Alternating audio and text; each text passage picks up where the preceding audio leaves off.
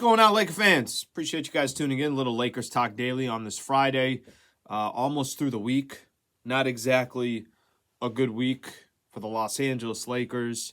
0-3 on their road trip. So they started Saturday in Orlando, Miami on Monday, the Rockets on Wednesday, and then they're going to wrap it up on Friday. Still got a game coming up on Sunday, but that's going to be here at Crypto. Still left to accomplish for the Lakers. Still a lot to figure out for the Lakers. A couple things that I want to do in this episode here real quick. By the way, please subscribe to the channel here on ESPN Los Angeles. One of the things I want to spend some time doing is just injury front, who it looks like is going to be playing, who it doesn't look like is going to be playing, some big names. And then also for the Lakers of just how do they get back on track? What do we want to see tonight from the Lakers to at least make sure that this is a game, make sure it's a game in the fourth quarter, and maybe a game that you could walk away with in Phoenix. Okay, from the injury perspective, already saw this. Devin Booker's already listed as out. So Devin Booker's not playing in this game. So that means the Lakers will have played the Suns twice so far this year, and neither game has Devin Booker in there. He's dealing with some type of a calf issue. I saw, too, for the Lakers, Anthony Davis is questionable. So Lakers put out their status report yesterday. AD, Jackson Hayes, both listed as questionable for tonight's game.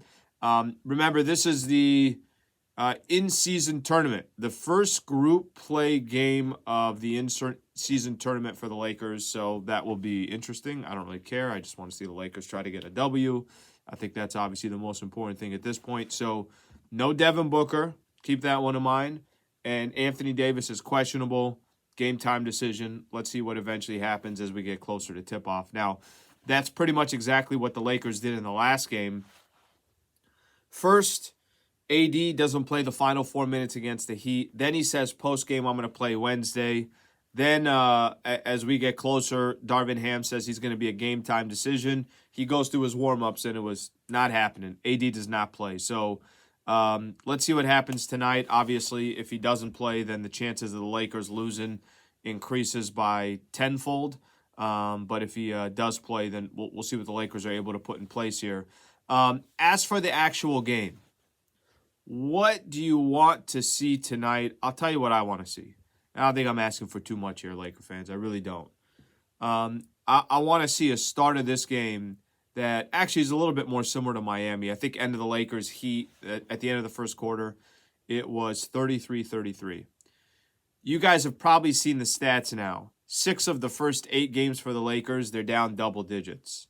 They're minus 74 at the end of the first quarter, which is the worst point differential at the end of the first quarter through the first 8 games in NBA history.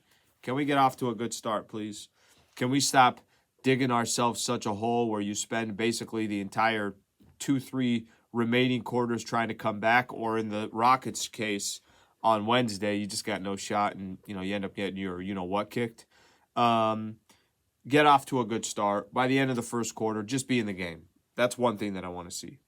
Another thing that I want to see, Austin Reeves and DAngelo Russell. I'm going to kind of target both of those players here for a quick second. And I know you could actually look at DAngelo Russell so far and say, I know D'Lo hasn't been all that bad. DAngelo's, I think, averaging about 18 points per game so far, 6 assists. I just want them to be meaningful. Sometimes I think when D'Lo gets it going, it's empty calories. It's not when it counts, or maybe the game's out of reach.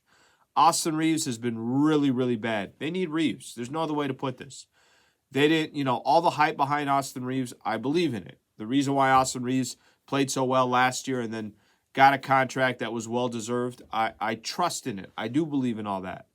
But we're about 10% through the season, and I haven't really seen much of Austin Reeves this year, certainly not on a consistent basis. Can we see Austin Reeves have just a few good games in a row, and especially when your team is reeling a little bit? Is it early in the season? Absolutely. Is it that big of a deal that the Lakers started the season out 3-5?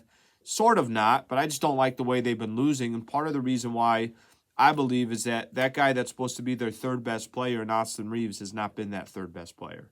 So from a basketball perspective, I just want to see a good product out on the floor. This has not been a good product through the first 8 games. At some point, you think it's going to change. We're having the conversation yesterday on radio. We're talking about could they just be overhyped? Could we just have walked into the season and started talking about how good the Lakers are because they got to the Western Conference Finals last year, and maybe they're overhyped. Maybe they're not as good as everybody thought they were supposed to be this year. I don't have that answer. I don't believe that. I believe they are a good team because they have actually good players and a good roster. However, it doesn't matter what I believe. It doesn't matter what you believe. It doesn't matter about anything. What does it look like when they're on the floor? And through the first 8 games, they don't look like a contender. They don't look like a team that's competing in the Western Conference, and watch out for the Lakers because they're going to get another opportunity to do this again and go make a run for the NBA Finals. 8 games is not the proper sample size, but 8 games is the only sample size that we have. And through 8 games, it has not been good basketball. Lakers taking on the Suns a little bit later tonight. So I'm going to do pregame show at 5:30. Tip-off will be at 7 o'clock. So we'll get you all caught up with all the action. So please tune in.